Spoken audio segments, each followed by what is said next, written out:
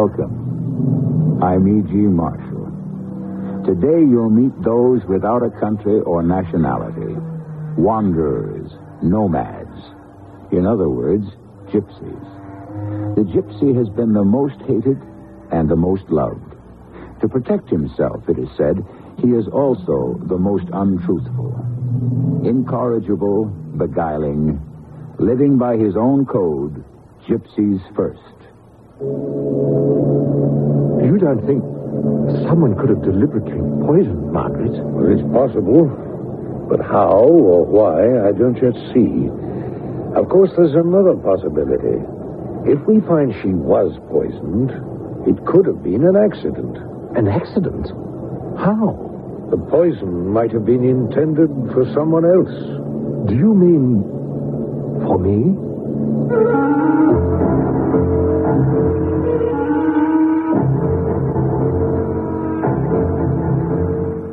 Our mystery drama, The Romany Revenge, adapted from the classic story by T.L. Meader, was written especially for the Mystery Theater by James Agate, Jr., and stars Earl Hammond and Court Benson.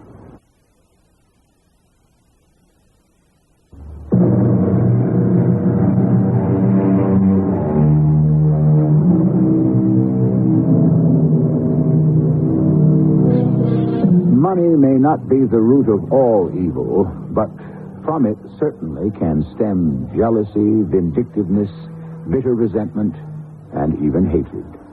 And if you've been around Mystery Theater as long as I have, you know that this kind of enmity can easily begin at the reading of a will. In all the annals of bequests made to the living by the deceased, there has hardly been one instance where the inheritors all came out smiling. I think we have waited long enough for Clifford Milburn and Jose Silva. They were notified that the will of the late Mr. Milburn would be read at noon today. So I suggest we proceed. I, Jason Milburn, of sound mind and body, hereby make the following disposition of my estate, the approximate present value being £2 million. I direct that the income from this estate be divided into 4 equal parts between my 2 nieces, Beatrice and Margaret, my nephew Clifford, and my faithful right-hand man, Jose Silva. In the event of the death of any of these 4 inheritors, the entire principal shall go to the survivors.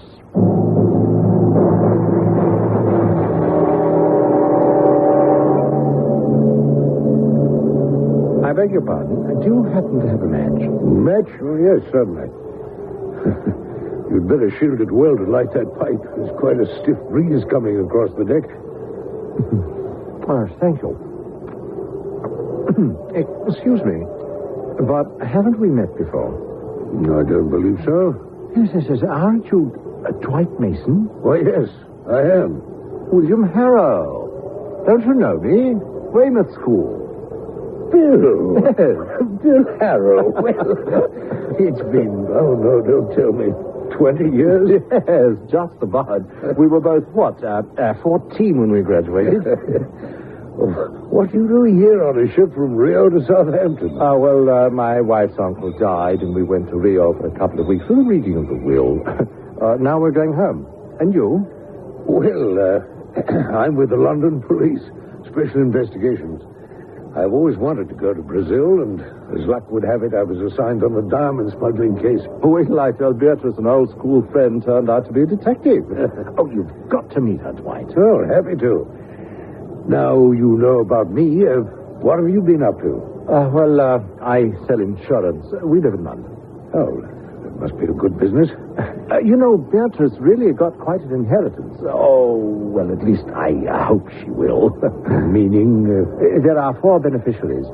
2 didn't show up. Beatrice's brother, Clifford, and a man called Jose Silva. That's her uncle's right-hand man. I see.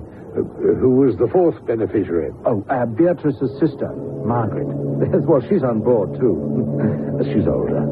You'll have to meet her, Dwight. She never married. Willie Harrow. Are you playing matchmaker? Willie Harrow. No one's called me that since school. Here comes a lady I do not want to talk to. The world's worst chatterbox. Oh, darling, I've been looking all over the ship for you, Mr. Harrow. Oh, what an exquisite day to be on the sea. Yes, Madame Magda, this is an old friend, Dwight Mason. Madam. Madame Magda is a very famous beautician in London. Oh, are you a friend of this man with such a beautiful wife and sister-in-law? Isn't this the most glorious day? The sea, the sky, not a cloud.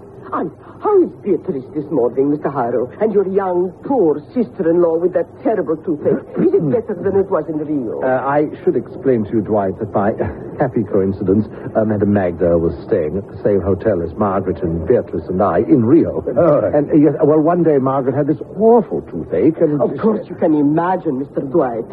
Mason. Mason, being in a foreign country with no knowledge of doctors, who to see and so forth. I know Rio. It is my second home.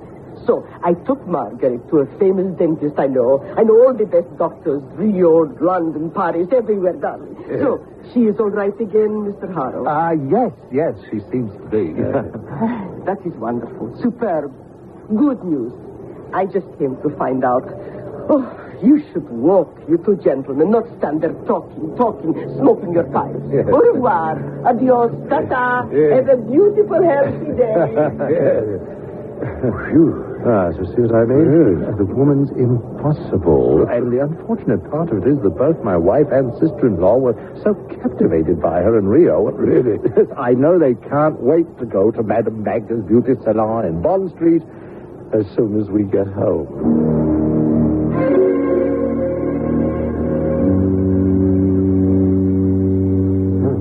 Bad luck, eh? For 3 days, bright sun, calm seas. Now this fog and rough weather. I hadn't counted on this. Lounge is tilting so badly we can't keep the chessmen on the board. I'm afraid to put my whiskey glass on the table. Yes, and we're deprived of the company of our two lovely ladies. They've both been under the weather since dinner last night. Well, I hope this fog won't delay our return. You police are all alike. You're workaholics. Well, I admit to that. Funny, your sister-in-law, Margaret, was saying the same thing to me. But it's the only way of life I know, Bill. Investigating crime isn't a part-time job. It can't be done so long as there are full-time criminals. Which one of you gentlemen is Mr. William Harrow? Oh, I am. I'm Dr. Grace, ship's doctor. Will you be good enough to come with me, sir? But is it my wife? Is something wrong? Please, come with me. Dwight, I want you to come along, too. No. Just yourself, Mr. Harrow. I think it's better. If there is something wrong, Mr. Mason is a special investigator with the London police. The police? Oh, yes. That might be a very good idea.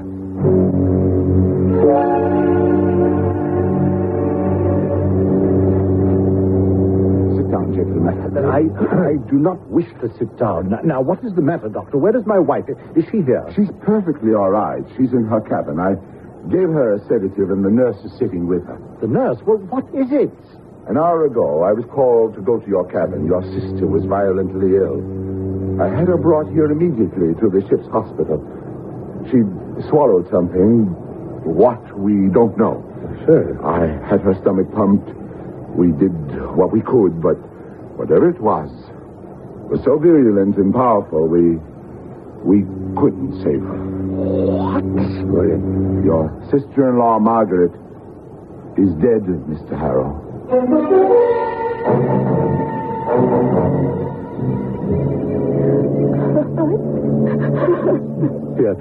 Beatrice, darling, you must try and get hold of yourself. It's 2 days now that Margaret's been gone, and what good does it do to keep crying like that? We all loved her very much. Oh, please, sweetheart. I'm all right now. I'm sorry. Dwight here, he promises he's going to get to the bottom of this. I shall do everything I can when the boat docks, Mrs. Harrow. It's all so unbelievable. The ship's doctor says she must have swallowed something that killed her. But Margaret hasn't eaten anything different from me. Even back in Rio at the hotel, we always ate the same things. Was your sister on any medication? That's just it. That's what's so incredible. Margaret hated medicines, any pill or chemical. She was adamant about that, always was. She'd be darned if she'd even taken aspirin. Do you suppose, Dwight, someone could have given her poison in a glass of wine or a cup of coffee or tea? Well, of course you can't rule that out, but what would be the motive?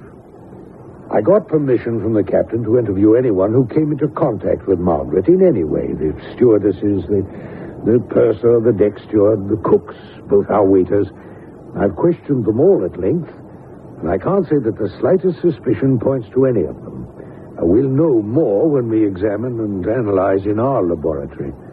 Run it through all known tests, which even on a ship this size, they are not equipped to do. So you're ruling out someone on this ship's poisoning her? Well, I just can't say how or why as yet. Of course, there is another possibility. It may have been an accident.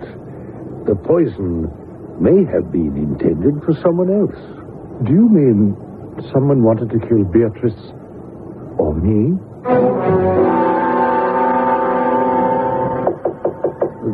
Come in.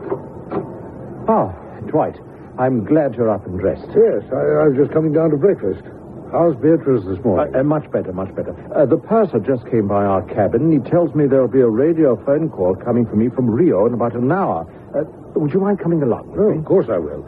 Shipped ashore from Rio? Yes, it could only be from Luis Ortega, the lawyer who's handling the estate. Why only from him? Well, we don't know anyone else in Rio.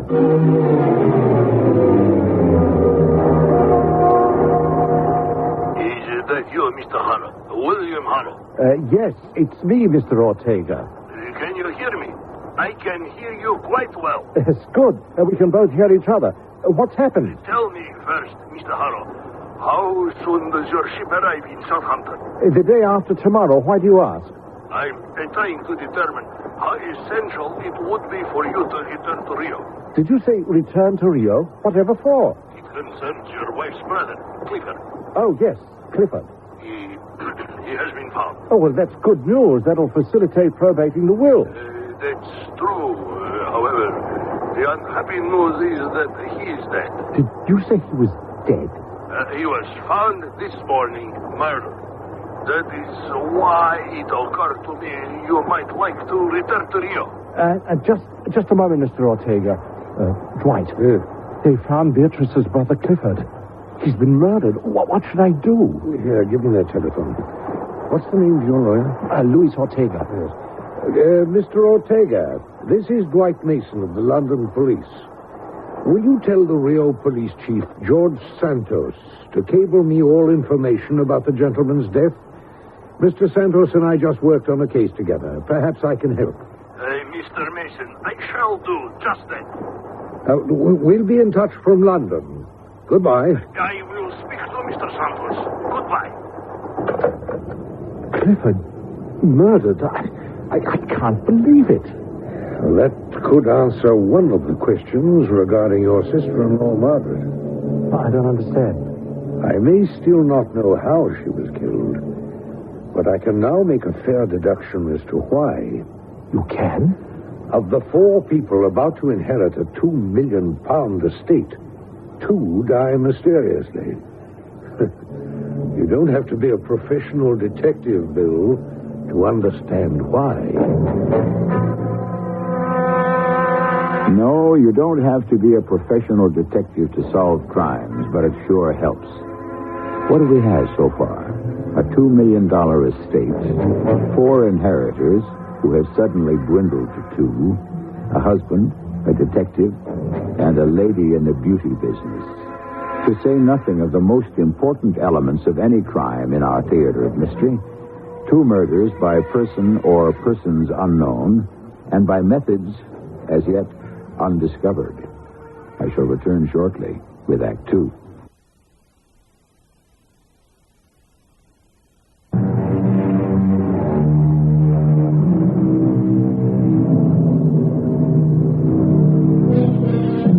Plautus, the ancient Roman dramatist who inspired even Shakespeare, once said, "I hate gold. It has persuaded too many men in too many matters to do evil.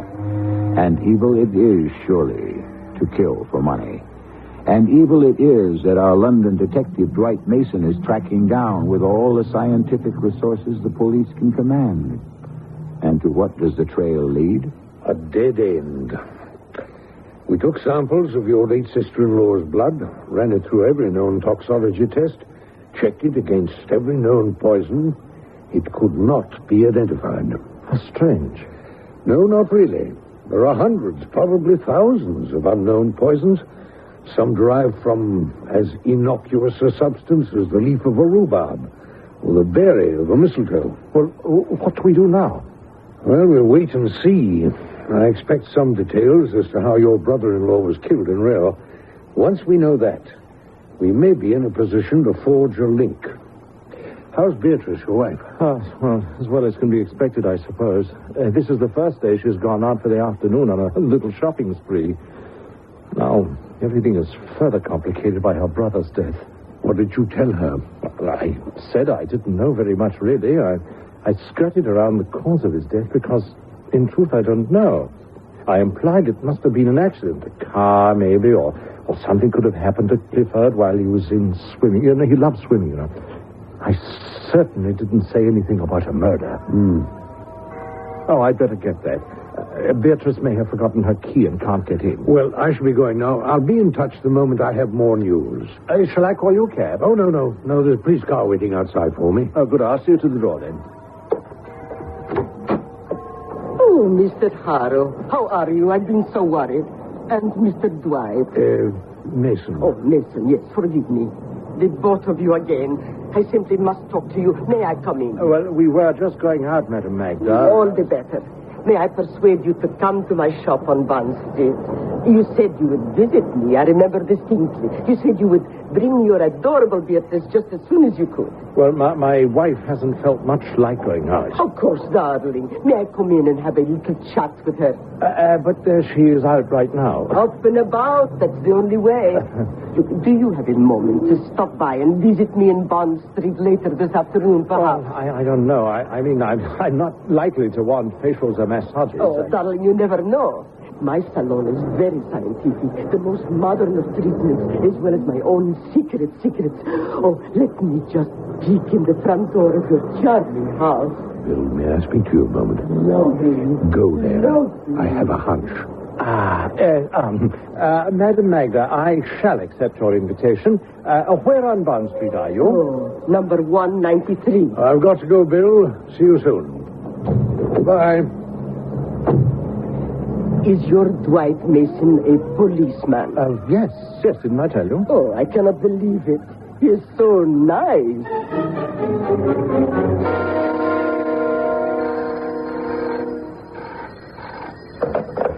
Special Investigations Department, Mason here. Ortega, Mr. Mason, from Rio. Hello there. Any news about Clifford Milburn's death? That's why I call you. I asked Police Chief Santos to cable you, but he is going to write. For me, I couldn't wait, since all this affects the will of Jason Milburn. Hold on, Mr. Ortega. I'll have my assistant take all this down. Mansfield, pick up extension 2, will you? All right, go ahead, Mr. Ortega. Mr. Clifford's body was found in a funeral pyre, burned to death. He had been shot in the head. Shot, funeral pyre, burned to death. You got that, Mansfield? Ortega, any clues so far? A piece of wood with a pointed end near the body. It had Mr. Clifford's head on it. Carved into this stake was 4 words. Wooden stake, 4 words, yes? And the words are Por la Puri Dai. For the Puri Dai, whatever that means. And no other clues? No, absolutely nothing. The bullet is being examined. Mr. Mason, will you tell Mrs. Harrow and her sister that I am taking care of their brother's remains, and there will be services here in Rio? Yes. Mr. Ortega, I have sad news here, too. Margaret Milburn has also died mysteriously. She was stricken on the ship going back to Southampton. This is very serious. Yes, I know. Now there are only 2 people left to inherit the estate. Mrs. Harrow, who is here in London, And Mr. Silva, whom I presume is still in Rio. If I were you, I should warn him to be very careful.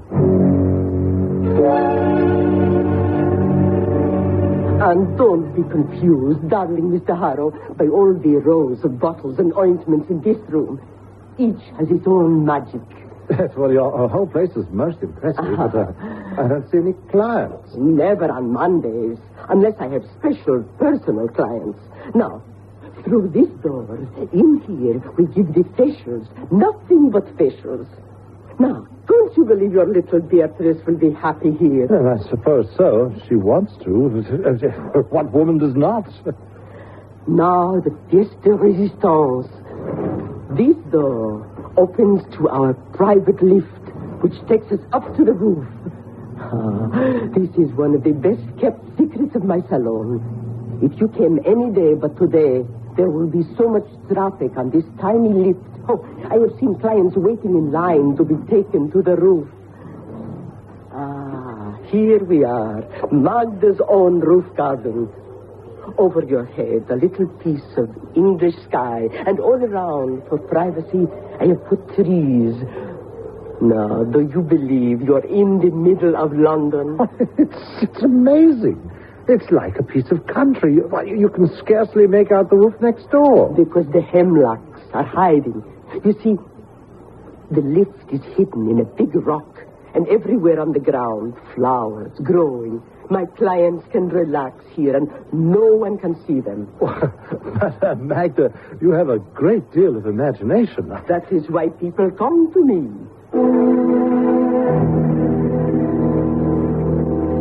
Mr. Harrow, we were fortunate to have met one another in Rio. I was most taken also by your sister-in-law, and I'm glad I was able to help her get rid of that nasty toothache. How she would have loved it here. Yes, I think she would have. A tragedy. A great tragedy. Oh, I don't answer. Someone picks up. Yes, but I thought there wasn't anyone here on Mondays. No beauticians, no masseuses, no one at the cash register, but I have a man. Now you have seen it all. I invite you to come along as well as your wife. And bring that charming policeman. Well, I don't know. He's really very busy. Oh, I have no doubt. Was he seeing you on official business? Well, you might say so. Oh, do tell me. I adore mysteries and crimes. I simply worship criminals. Oh, yes, Raoul. Oh, excuse me, Mr. Harrow, but I am wanted outside. I shall be right back. It was nothing, but Raoul knows very little about this business. He's just a caretaker, so how would he know nothing from something? Madam Magda, I have seen Raoul before. You have? Oh, yes. I'm very good at remembering people. Oh, where have you seen my handyman? On the street? 3 weeks ago, in Rio. In Rio? Oh, my dear Mr. Harrow, Raoul has never left London. He was born here. His parents, maybe, they come from South America. Has he been with you for a long time? Well, I think so. We have so much help, you know. London, people come, people go, always dissatisfied. No, I am certain I saw this Raoul in Rio. Do you remember when Margaret had that bad toothache and you were kind enough to bring them to a dentist? It was Raoul who opened the door. Oh, you are a funny man, darling. Everybody knows all tall and dark Brazilians look alike. Oh, Raoul, I'll answer it. Hello, Madam Magda speaking. Is Bill Harrow there? Oh, just a moment. It's for you. Oh, really? Oh, who knew I was here? Hello? Bill? Oh, Dwight, what's up? Bill, stay with Madam Magda. Don't let her out of your sight.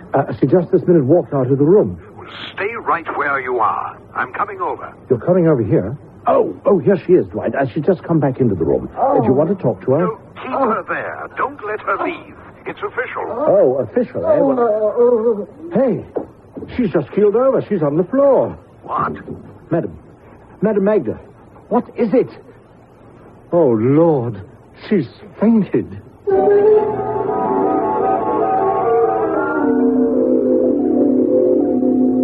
you reach your house, Bill?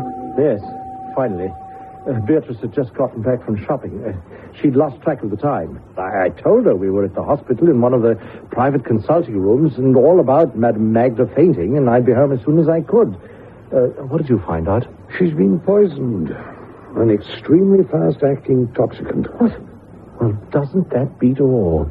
How is she now? She's doing all right. I was told there wasn't enough in her system to be injurious. Well, then if she's all right, I'd really like to get home. I've got to keep watch over Beatrice. You understand. Are you quite sure, Bill, that Madame Magda never left your side? Well, she went out only the one time, just when you called. The caretaker called her out of the room. You know, it's a funny thing, too.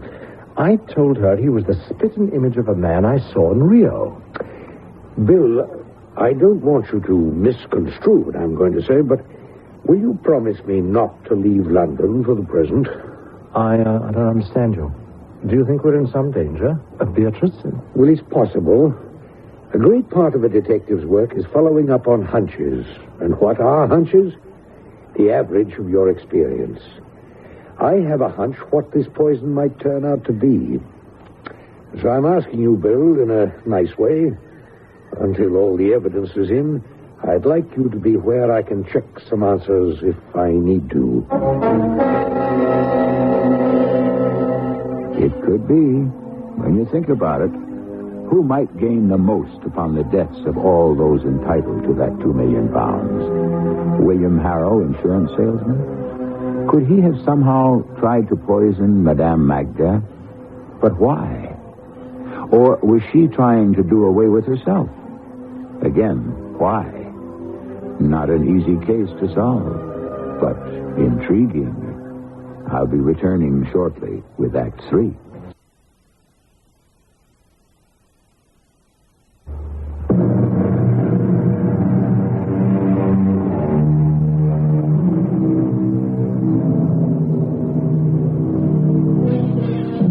You all know the joke about how does a gypsy cook a chicken? And the recipe begins with steal one chicken. But that's not the whole truth. Gypsies do have their own ethical code. A Serbian gypsy commits a felony if he steals from someone poorer than himself. If an English gypsy takes something he doesn't need, that is a crime. Why am I talking about gypsies in this tale of death and poisoning anyway? You know me well enough by now to know I kid you not. There must be a reason. Am I tipping you off to a solution? Back now to the hospital. Bill, I am not singling you out for suspicion, believe me. I've just had word from Rio that when they found your wife's brother, he'd been dead for a month. Yes, I see. And I was in Rio at that time. Well, not only you, so were Beatrice and Margaret. More and more, it appears that someone is deliberately narrowing down the number of survivors. Have you ever met this Jose Silva? No, never. I'd only just married Beatrice, and a month later we got word her uncle had died, and could we come to Rio? So we used the trip as a kind of delayed honeymoon. We never met the uncle or his so-called right-hand man, this Jose Silva. He wasn't there when the will was read. What do the words Puri die mean to you? Well, not a darn thing. Puri what? Die. Oh, what does it mean? Well, I'm trying to find out. One more thing, Bill. You said you recognized a man working for Madame Magda. A man she called Raoul? I've been thinking about that. You know, this Raoul has a scar in his right cheek. Oh, he is the same man who opened the door for Margaret and Beatrice that day in Rio when Margaret had her tooth treated. Oh, I am sure of it. Now, Bill, don't take my questions unkindly.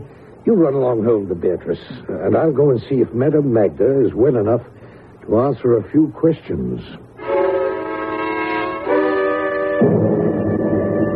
Madame Magda, may I come in? Why, it's that charming policeman, Mr. Mason. Please do come in. Yes. Well, the doctor said you were awake and able to talk. Able to talk? I am always able to talk, darling. Tell me, what happened to me?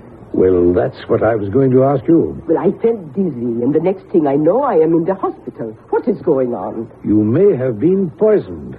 You are joking. Who would poison Madame Magda? I haven't an enemy in the world. Madam, What were you doing in Rio? Enjoying the sunshine. You went halfway round the world for sunshine? I would go all the way around the world for sunshine if I had to. This poison which you say brought me here, could it have killed me? I don't know yet. Generally, any poison can cause death if you take enough of it. But why? How? When? Mr. Mason, I do not know.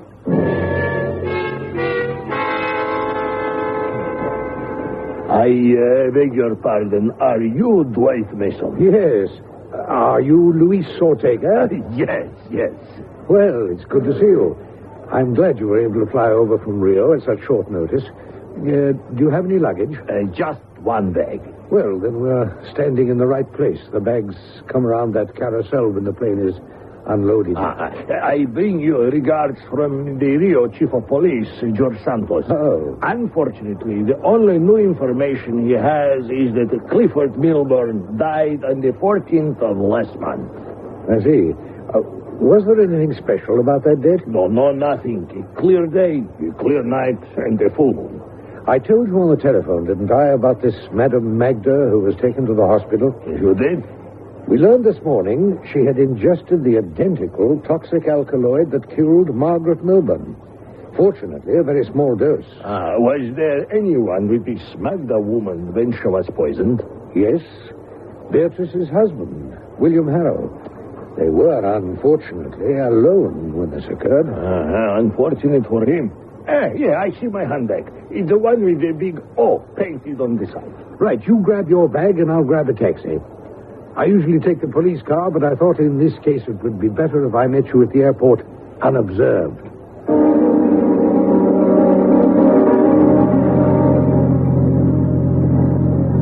Mr. Ortega, I need your help. And that's why I asked you to come to London. What can you tell me about old Jason Milburn? He was not loved. He made his fortune out of diamonds, and his estate consists of several mines outside of Rio. Some say he stole the land. Some say he lived too long, that he deserved to die. Some say he didn't die soon enough. My goodness. A popular man in Brazil. It's like the plague. This Jose Silva, who I haven't seen, by the way, since the funeral, was not only Milburn's right-hand man, but his bodyguard. Oh, well, what do you mean? He stole his land? Well, Milburn was ruthless. An ancient gypsy family lived on that land where the mines are now. Practically since the time of Amerigo Vespucci. It was granted to one gypsy family in particular, by John III of Portugal. So they claim. It was quite a scandal when the authorities made a little search. The page containing the original land grant deed had been torn from the ledger. The gypsies had no legal recourse whatsoever. Jason Milburn picked up the land for next to nothing. We're here. I'm putting you up at my place, Mr. Ortega. This is just around the corner from headquarters. We'll have lunch and then go over.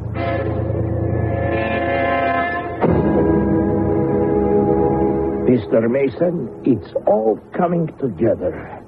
Do you remember those words carved on that stake near Clifford Milburn's body?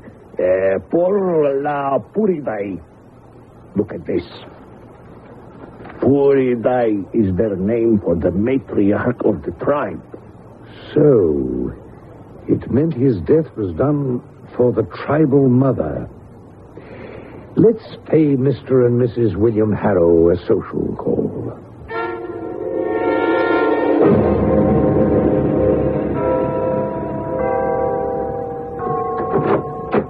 Good afternoon, Bill. I brought along someone you know. Mr. Ortega, what are you doing in London? Because of the survivorship, I had to come for your wife's signature. Well, please come in, Dwight. Please. Beatrice is out right now. We can go into the living room. How is she taking it, Mr. Harrow? Very hard. Her sister and brother within a month. She started going to Madame Magda's salon. What time did Beatrice go out, Bill? Oh, several hours ago. She had this tooth bothering her, and I said, well, go to the dentist. But Beatrice is so like Margaret when it comes to doctors and medicine. She just won't do it. She'd rather suffer. Beatrice? Beatrice, is that you? Yes, it's me. Why, Mr. Ortega, this is nice. Would you like some tea? And Mr. Mason, it's old home week. Yes, I've already offered some whiskey. How are you feeling now, sweetheart? How's the tooth? Oh, you'll never believe this, but it's all right. It's fine. Yes, I hope it doesn't act up again. You know, I wish I know, darling. I should go to a dentist. I've done something better.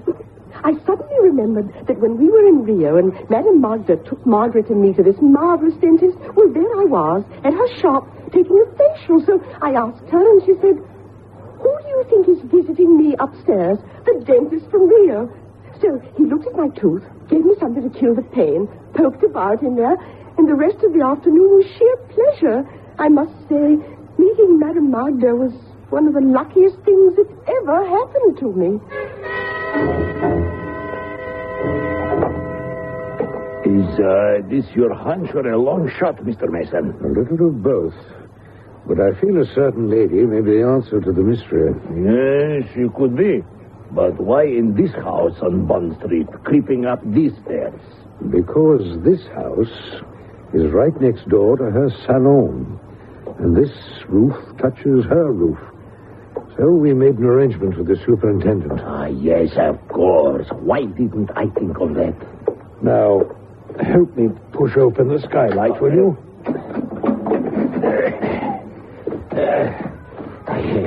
I have never been on a London roof before. Listen to that peculiar music. Where is it coming from? Over there. You mean behind those trees? Yes. That's Madame Magda's famous roof garden. Let's walk to the edge of this roof and take a look through those trees. Yes, with this full moon, that shouldn't be difficult. Have a look at that. Yes. I see two figures. Those movements to the music. I have seen that before. In the mountains of Brazil. It's a ritualistic gypsy dance. Worship of the full moon. Their backs are to us. A man and a woman. Who is there? There's someone behind the trees. It's Jose Silva and Madame Magda. Come out from behind the trees, whoever you are. I see you on the next door roof. Slowly, with your hands up. Jose Silva? I don't understand. Why, Mr. Mason, why are you spying on me from the roof next door? I have invited you so many times. What are you doing here? I might ask you the same question. Raoul, I know this man. Put your gun away. No guns. We are having a private celebration, Mr. Mason. Raoul? Since when is that your name? Throw your pistol down, Raoul. I'm a police officer. No! Come back here, you!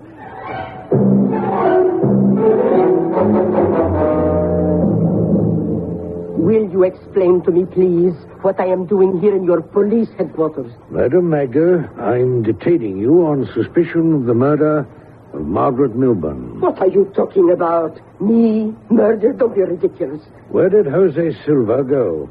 You mean after he made the lift take him downstairs? I have no idea. Madam, are you the Puri Dai of a gypsy tribe? No. Who has told you that? Facts have told us that, madam. Was it not your land belonging to your family that was stolen by Jonas Milburn? Yes. It was always our land. Milburn, the thief.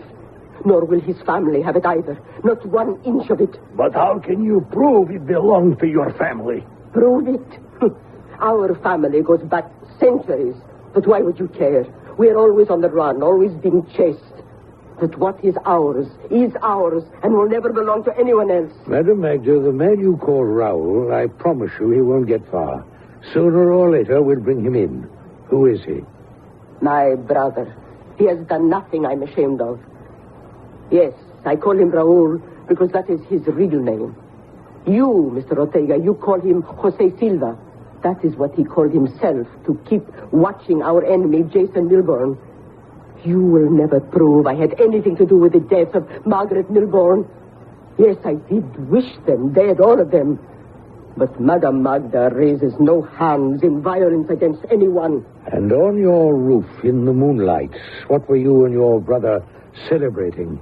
Who said we were celebrating anything? You did, madame. Perhaps we were. Yes, why not? I admit it. We were celebrating, at long last, justice.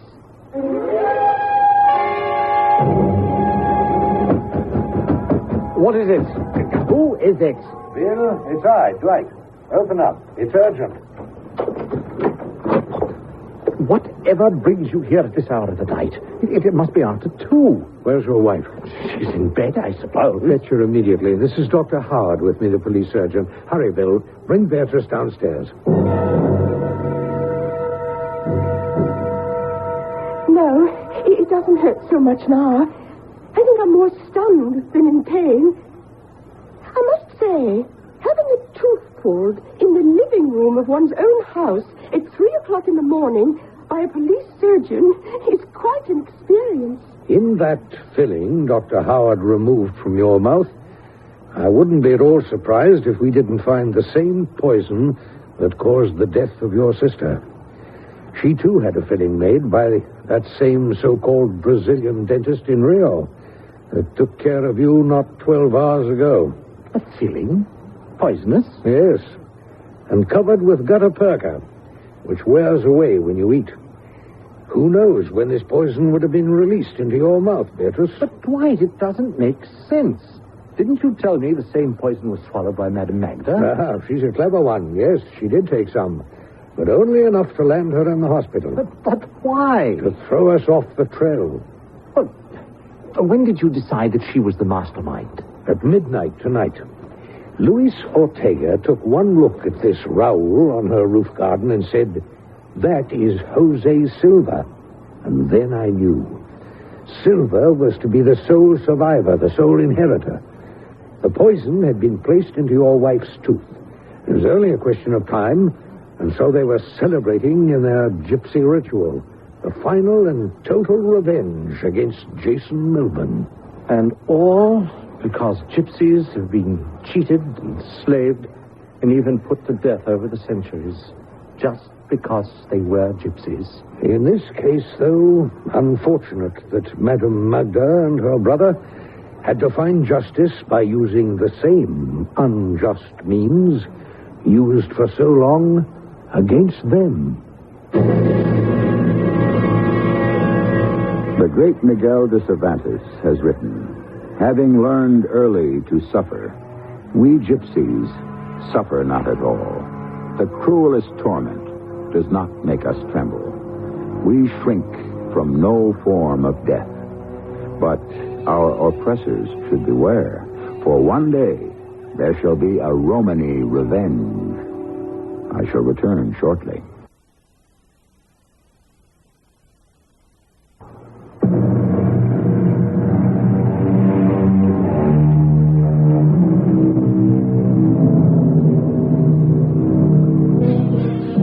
How empty is revenge. What a Pyrrhic victory. Despotic Nero, with his dying breath, has said, "How foolish it is to be avenged on your neighbor by setting his house on fire." Surely the noblest and most telling revenge of all is to turn the other cheek and forgive. Our cast included Court Benson, Earl Hammond, and Bryna Rayburn. The entire production was under the direction of Hyman Brown. You've been listening to the OTR Gold Network. Find more classic radio at otrgold.com.